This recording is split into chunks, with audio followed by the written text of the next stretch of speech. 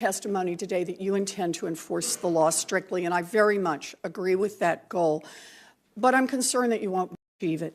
It is clear that the SEC will play a critical role in deciding, the SEC chair will play a critical role in deciding what the enforcement position of the SEC will be. And in recent history, Republican commissioners on the SEC have favored weaker enforcement, while Democratic commissioners have sought tougher enforcement. The chair is often the deciding vote. And of course, if the chair can't vote and the remaining SEC commissioners split along party lines, then major enforcement actions don't go forward and serious wrongdoing may go unpunished. So it's important to think about how often the SEC could be caught in such a deadlock. Under the President's executive order for ethics, the first 2 years of your tenure as SEC chairman, you would have to recuse yourself from participating in any enforcement matter involving a former client of yours. That's about half of your term as chair. So based on your personal client disclosures then, for half of your tenure as SEC chair, you would not be able to vote to enforce the law against several big banks, including Goldman Sachs, Deutsche Bank, Barclays, and UBS. Is that right? Yes, Senator. Thank you. Those banks have repeatedly violated securities laws in the past few years, but if they violate securities laws again in your first 2 years as SEC chairman, you can't vote to punish them. And I think that's a problem. But it's just the tip of the iceberg. Your recusals would not be limited just to your own former clients. The Ethics Executive Order also requires you to recuse yourself for 2 years from any matter in which your former law firm, Sullivan & Cromwell, represents a party. Now, Sullivan & Cromwell is a leading New York law firm with a very long list of Wall Street clients. So for half of your term as SEC chair, you would not be able to vote to punish any corporation or bank that uses Sullivan & Cromwell as their lawyer. Is that right? I believe that's a fair summary, Senator. Yes. Thank you. More potential cases with a deadlock and no enforcement, and that's a problem. And even beyond Sullivan & Cromwell's already long list of Wall Street clients, any reasonably strategic company that wanted to try to avoid an SEC enforcement action could simply hire Sullivan & Cromwell to represent them before the agency, and then you couldn't vote for enforcement against that company. Is that right, Mr. Clayton?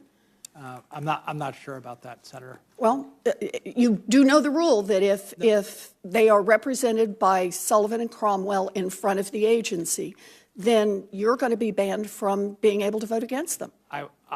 If they are represented by Sullivan & Cromwell in front of the agency, I would not be able to participate. That was my point. That doesn't mean that. So more cases potentially that you cannot participate in, meaning more cases potentially here with a deadlock and no enforcement. I think that's another problem. So it's important to think about how often, as we go through this, if President Trump wanted to make sure that the SEC would have a hard time in going after his Wall Street friends, it seems to me you would be the perfect SEC chair. You can't vote to punish some of the biggest names on Wall Street.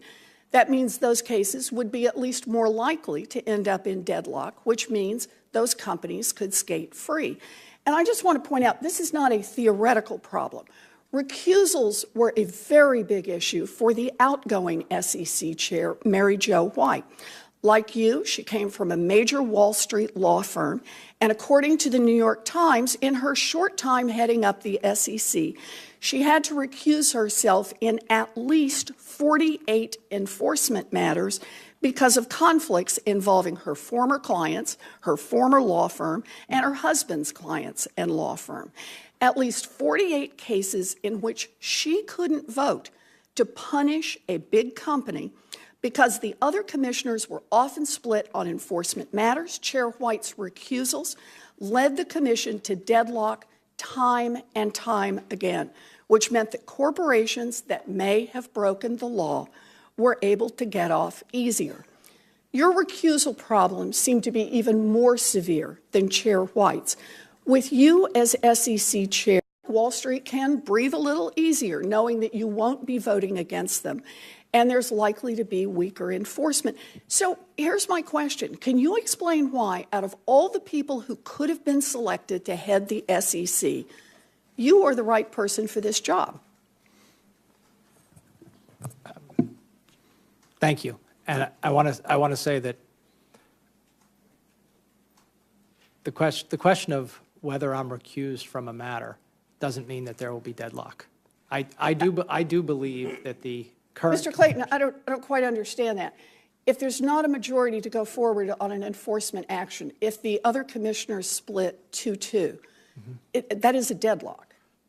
And if you are recused, that leaves 4 commissioners, 2 Democrats, 2 Republicans. Republicans have consistently gone for weaker enforcement, Democrats for stronger enforcement. You come here today and say, I'm going to go for stronger enforcement. You're not going for stronger enforcement if you can't vote. Well, I'm not sure about that characterization, but I do know that... The characterization of a deadlock? No, the characterization of who goes for more enforcement. Well, take a look at the data on that. Okay. But what I would like to say is that I believe that on enforcement matters, the commission is almost always unanimous on enforcement matters. I think you want to check your numbers on that, Mr. Okay. Clayton. And you want to check what has just happened. We have experience on this. You know, I'm going to yield because I recognize the chair has been very indulgent in letting me go over. But I just want to underline the point that holding Wall Street firms accountable is a major job of the SEC's mission. And the SEC chair needs to be able to participate in those enforcement actions, to be the cop on the beat for the American people, not on the sidelines when former clients and Wall Street firms are